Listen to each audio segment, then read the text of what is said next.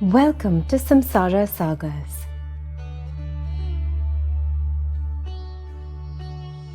Where timeless stories of ancient Indian wisdom come alive, one tale at a time.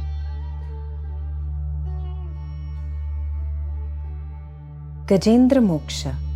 A cornerstone of the Srimad Bhagavatam, this legend stands as one of the most prominent and beloved of all the Vishnu Kathas.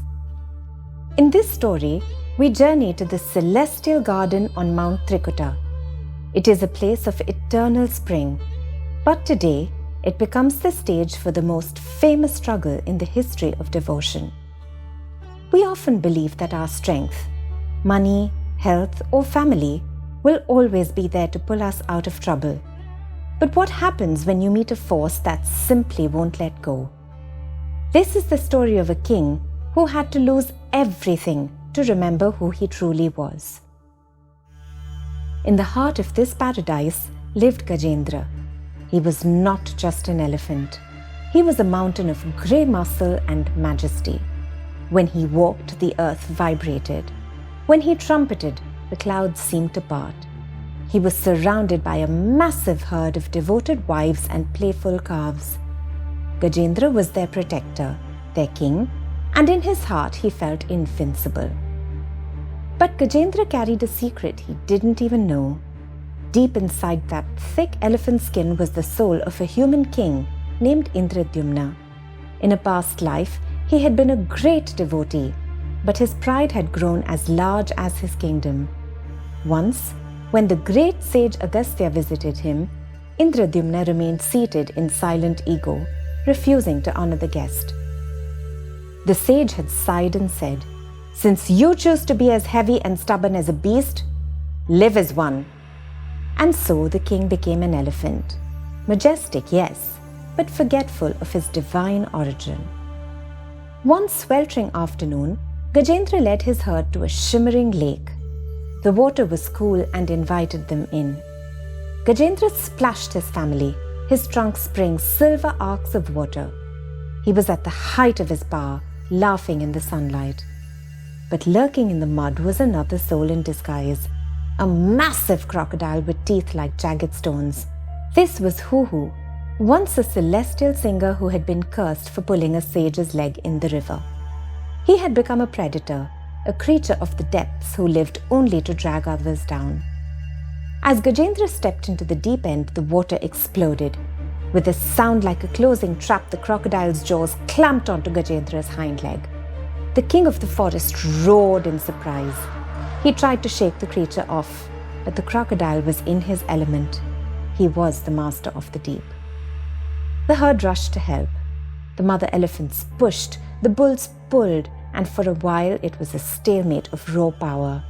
But as the sun set, and years, then decades, and finally centuries passed, the dynamic changed.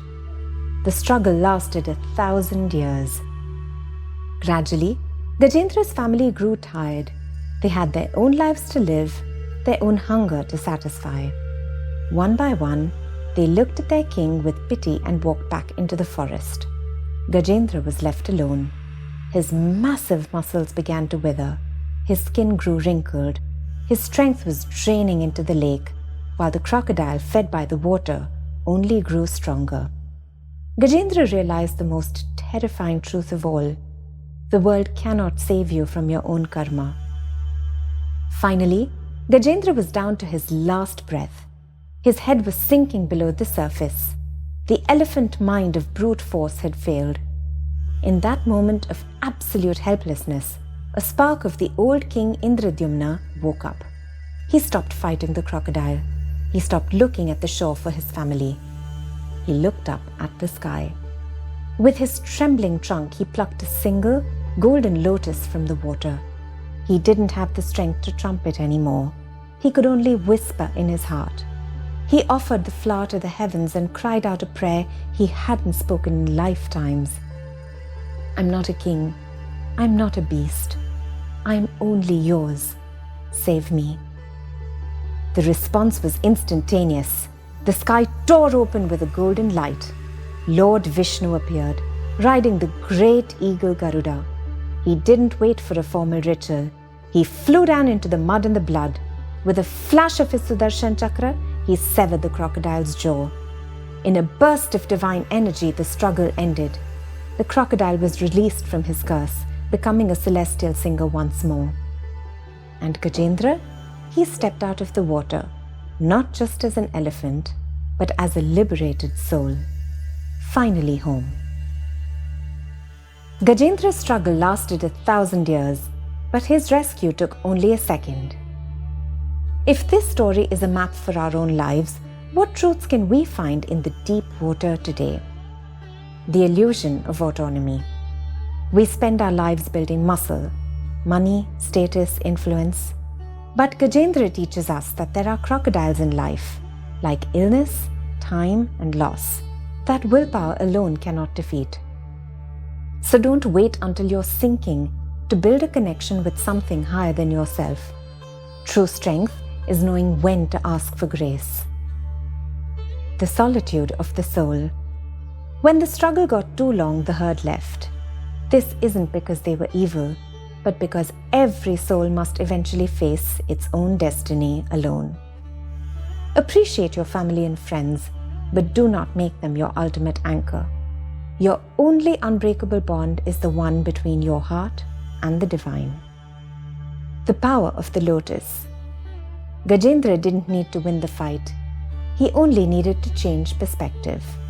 He stopped fighting the crocodile and started offering the flower.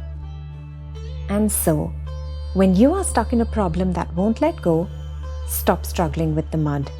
Lift your thoughts higher. Sometimes the only way out is up.